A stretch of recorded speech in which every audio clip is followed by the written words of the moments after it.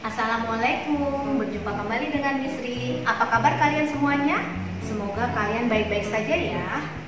Oke, sebelum kita melakukan pembelajaran, kita membaca basmalah dulu yuk. Bismillahirrohmanirrohim. Dan jangan lupa kita membaca doa terlebih dahulu. Robbi zidni ilman warzuqni fahman. Minggu lalu kita sudah membahas tentang jenis usaha berkelompok. Contohnya adalah BUMN dan BUMD, kemudian BUMS dan koperasi. Nah, hari ini kita akan membahas tentang koperasi. Apakah itu koperasi? Mari simak penjelasan Misri ya. Koperasi adalah badan usaha yang dikelola bersama untuk meningkatkan kesejahteraan anggotanya.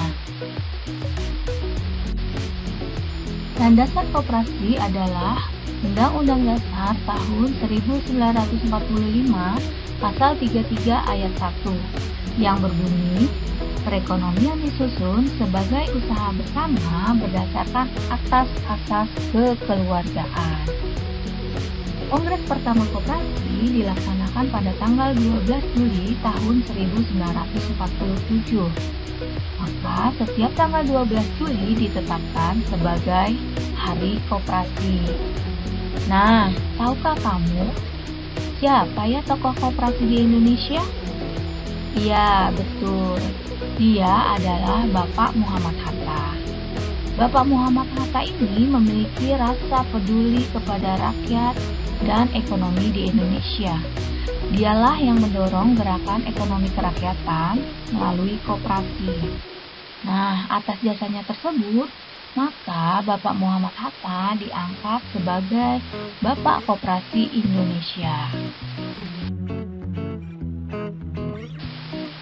Ciri-ciri koperasi yang pertama adalah keanggotaannya bersifat terbuka dan sukarela. Yang dimaksud bersifat terbuka adalah siapa saja bisa menjadi anggota koperasi.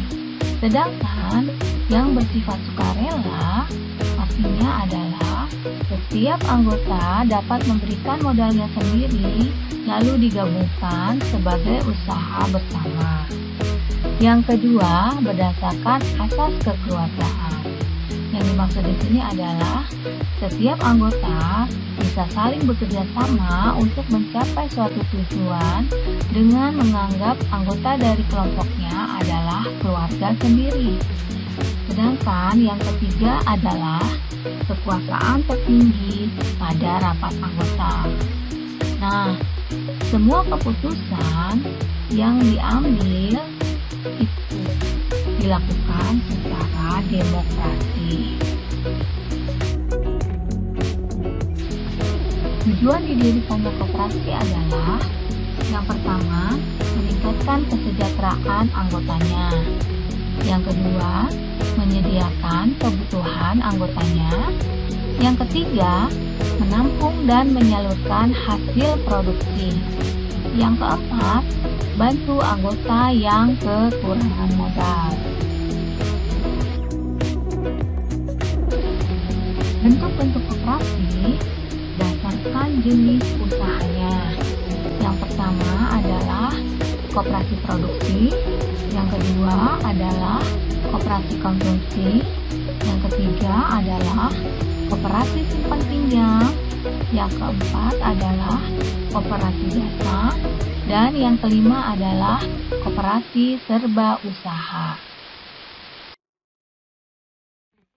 Koperasi produksi adalah usaha bersama yang menghasilkan dan menampung hasil produksi. Maksudnya di sini adalah koperasi tersebut khusus untuk menjual barang-barang yang dihasilkan atau yang diproduksi oleh anggotanya sendiri. Nah, di sini ada salah satu contohnya adalah dengan pembuatan kerajinan tangan. Lalu ada juga pembuatan tempe. Koperasi konsumsi adalah usaha bersama yang menyediakan kebutuhan anggotanya. Maksudnya di sini adalah koperasi tersebut menjual berbagai barang kebutuhan pokok untuk para anggotanya dan biasanya dengan harga yang lebih murah dari harga pasaran. Koperasi simpan pinjam adalah usaha bersama yang menyediakan layanan simpan pinjam. Nah, jika ada anggotanya yang kekurangan modal, maka dapat meminjam pada koperasi tersebut.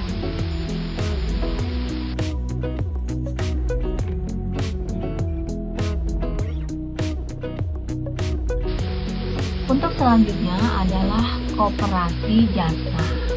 Koperasi jasa adalah usaha bersama yang menyediakan berbagai jenis jasa. Contohnya adalah koperasi angkutan umum dan koperasi asuransi. Selanjutnya adalah koperasi serba usaha, yaitu usaha bersama untuk mengelola berbagai jenis usaha.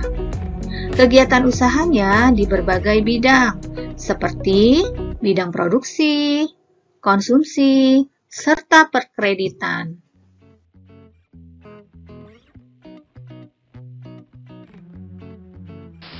Berdasarkan status anggotanya, dapat dibagi menjadi koperasi sekolah, koperasi unit desa, dan lain-lain.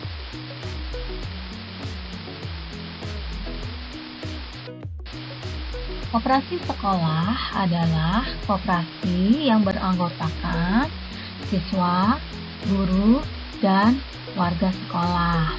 Nah, di koperasi sekolah inilah segala kebutuhan siswa, guru, dan warga sekolah disediakan.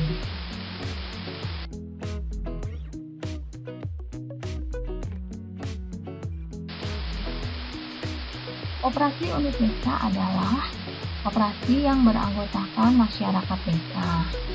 Nah, biasanya berupa koperasi serba usaha yang berlokasi di wilayah pedesaan.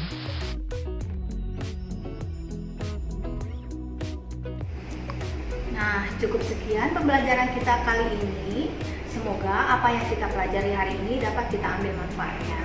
Saya Hamdalah. Alhamdulillahirobbil alamin. Wassalamualaikum. Sampai berjumpa kembali.